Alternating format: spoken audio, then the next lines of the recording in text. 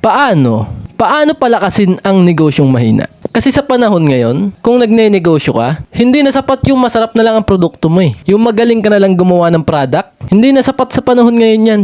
Kailangan mo nang mag-vlog. Kailangan mo nang mag-ingay, magpapansin sa mga cellphone ng mga tao, which is pagbablog. Yan ang kailangan natin ngayon. At yan ang pag-uusapan natin sa buong bidyong to. Kung paano mag-vlog. Kasi yan talaga ang nagpalakas ng mga negosyo ko ngayon. Ang pagbablog. Ilang minuto lang to. Kaya mahalagang pakinggan mo ang buong bidyong to. So by the way, kung hindi mo pa ako kilala, ako nga po pala uli, si Darcel Robles. Isa po akong negosyante na may 5 taon na pong karanasan sa mundo ng pagnenegosyo. May kwento ko sa'yo. Panahong 2020, nagtayo ako ng isang negosyo. Kung saan baguhan pa ako sa pagnenegosyo nun. Para akong sanggol na wala pang muwang sa pagnenegosyo. Ang meron lang ako nun, lakas ng loob. Kasi ako'y graduate ng Bachelor of Science, Business Administration. Kaya pagka-graduate ko, sumabak agad ako sa tunay na realidad ng pagnenegosyo. 2020, wala pa akong kamuwang-muwang sa pagnenegosyo. Unang 3 buwan, lumakas ang benta ko sa negosyo kong milk tea na yan. Pero kinatagalan, dahil hindi ko pa alam ang ginagawa ko, nalugi din ang negosyo kong milk tea na yan. Kala ko nun, pag ginagalingan mo, pag sinisipagan mo, magtatagumpay ka. Kala ko dati ganun. Kaya nung nalugi ako sa aking milk tea business na yan dati, sobra akong nalungkot. Tagal ko bago nakapagnegosyo uli. Kasi lugi ako eh. Pero nakuha ko uli ang momentum. Nakapagnegosyo uli ako. Gusto ko nang bumawi mula sa pagkalugi ko. Alam mo ang ginawa ko? Sa sunod kong negosyo, na ako'y may karanasan na nalugi na ako sa milk tea business ko. Yung sunod kong negosyo, unang mga buwan, sobra na uling tumal. Doon ako napaisip. Sabi ko sa sarili ko nun, ganito na yung nangyari sa milk tea business ko. Kapag hindi ko to na-solve, hindi ako pwedeng magtagumpay sa pagnenegosyo. Diyan lumabas ang pagbablog. Diyan na ako nag-vlog. Diyan ko na kinapala ng mukha ko sa harap ng camera para ma-promote ang negosyo ko. Kaya yung sunod kong negosyo, sa kaka-live selling ko, dumami ang customer ko. Sinubukan ko lang siya. Nag-vlog lang ako. Hindi madali. Inaraw-araw ko mag-vlog. At nakita ko yung resulta. Yung pangalawa kong negosyong ito, nung dating matumal na unang buwan, nakita ko kung paano dumami ang customer. At bawat tinatanong ko ang customer, saan nila nalaman ang negosyo ko? Napanood ko po. Yun lagi ang sinasagot nila. Kasi natsambahan ko eh. Natsambahan ko na vlog ang magpapalakas ng negosyo ngayon. Yan ang malaking pinagbago sa buhay ko. Nung dumating sa akin ang pagbablog, kumikita ako ng $1 sa pagbablog. Napopromote ko pa. Napapadami ko pa ang customer ng negosyo ko. Yan ang malaking transformation na nangyari sa buhay ko. Kaya hindi ko pinagdadamot sa inyo na mag-vlog din kayo. Kung hindi kumikita ang negosyo nyo, walang ibang sagot. Mag-ingay ka sa internet. Magpapansin ka sa mga cellphone ng mga tao. Mag-vlog ka. Ako po ay nagtuturo kung paano mag-vlog. At ang mga pinagsisilbihan ko po, ang mga negosyante na matumal ang benta, yan po yung mga taong pinaglilingkuran ko. Naiintindihan ko po. Natakot po kayo sa camera. Hindi kayo maalam mag-vlog. Nahihirapan kayo magsalita sa harap ng camera. Naiintindihan ko po ang problema nyo. Pues ito po ang solusyon ko. Tuturuan ko po kayo mag-vlog. Tuturuan ko po kayo magsalita sa harap ng camera. Paano makagawa ng maraming video na maghahatak ng ibang customer? Tuturuan ko po kayo. Ito po ang solusyon ko. Isang buong buwan po. 1 month. Tututukan ko po kayo para magawa ko po kayong maging vlogger. Kasi ito na po ang magpapadami ng customer, ng benta sa negosyo nyong hindi kumikita, ang pagbablog. Kapag naturuan ko po kayo mag-vlog, sobra po kayong gagaling sa pagsasalita nyo. Magtataka na lang kayo na kaya nyo nang gawin yung mga hindi nyo kayang gawin dati. Sobra kayong huhusay sa pagsasalita. Magiging kilala po kayo. Magiging famous kayo. Mapapanood lagi kayo ng mga tao na magiging customer nyo.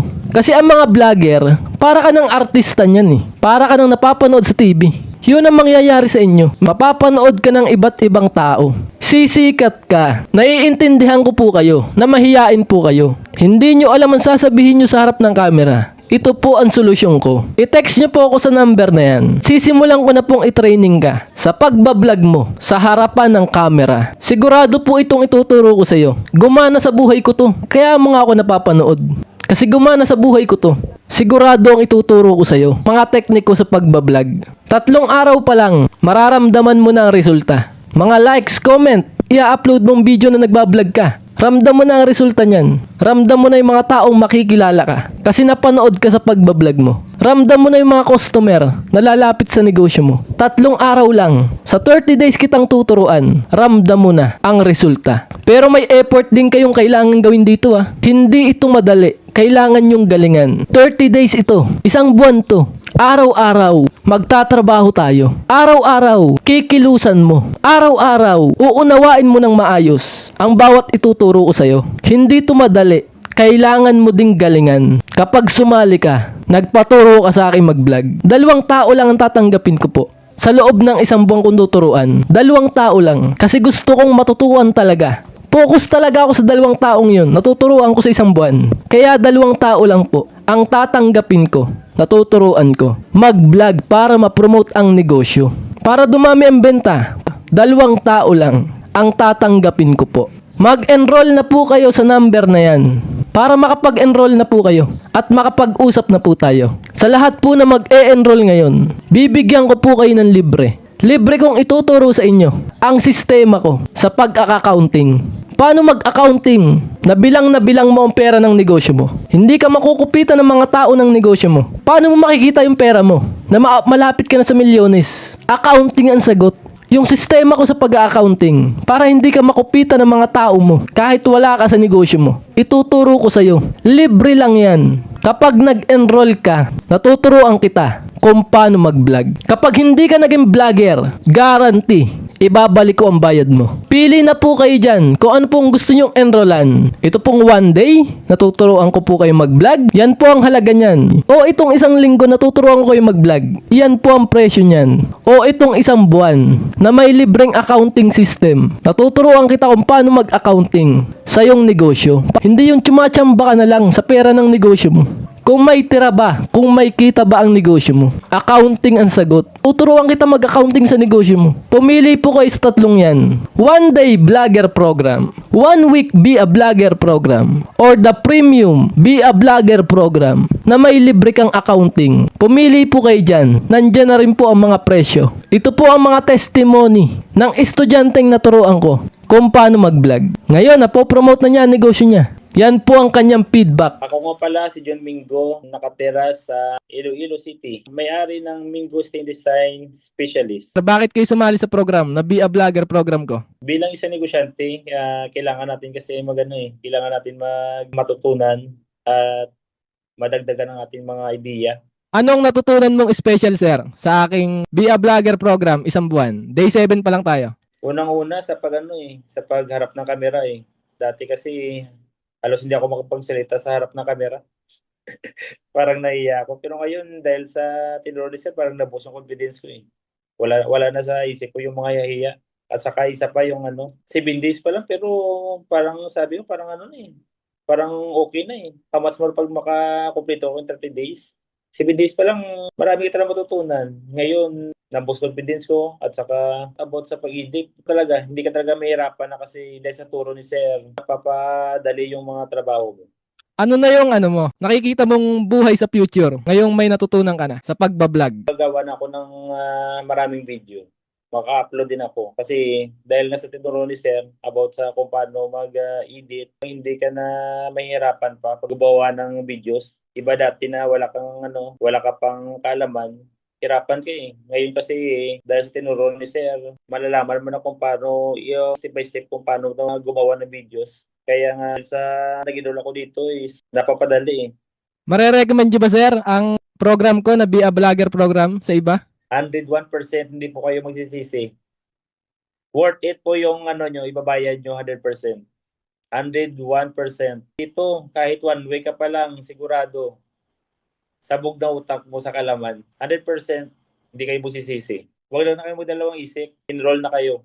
100% sa sabog utak nyo sa kalaman. Invite ko kayo. Kung gusto nyo talaga may matutunan kayo, kung gusto nyo talaga masenso kayo, at saka gusto nyo ma-improve pa yung pagsasalita nyo, ma-improve pa yung pag-edit nyo, madagdagan pa yung mga kaalaman nyo, mag-enroll na kayo. Huwag na kayo magdalawang isip pa. Sigurado, matutulungan talaga kayo 100%. Yan ang talagang masasabi ko, hindi talaga kayo magsisisi 100%. Salamat po sa iyo, sir, dahil sa iyo, malaking natulong na po sa akin to.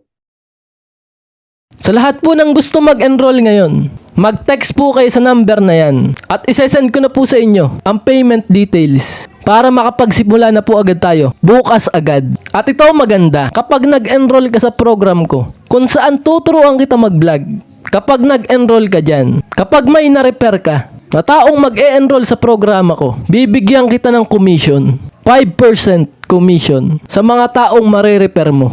Naniniwala ako, vlog na ang nagpapalakas ng negosyo ngayon. Pinaniniwalaan ko malulugi ang negosyo, hindi lalaki ang negosyo. Problemado ang negosyante kapag hindi naging vlogger ang may-ari.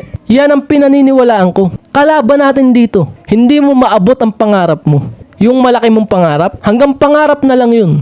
Kasi hindi ka nagbablog. Yan ang matindi nating kalaban. Kaya ito na ang solusyon. Tuturuan kita. Tatanggalin ko ang hiya mo sa camera. At tuturuan kita kung ano ang mga sasabihin mo sa harap ng camera. Para makapagsalita ka na sa harap ng camera. Niyayaya kita dyan. Mag-enroll ka na. Tayong dalawa magtuturuan. Kausap mo ako palagi araw-araw sa loob ng 1 buwan. Alam kong decided ka na. Alam kong gusto mo na mag-enroll. Usap na tayo sa number na to. At yun lamang po. Ako po muli po si Darcel Robles. Ang taong naglilingkod sa mga negosyante na gustong padamihin ang benta gamit ang pagbablog. Ako'y magpapaalam na po muna. Ako po muli si Darcel Robles na mag-iiwan po sa inyo po ng katagang ang tamad, wag na wag mong papakainin. Ciao, bye! Mag-enroll ka na ngayon pa lang.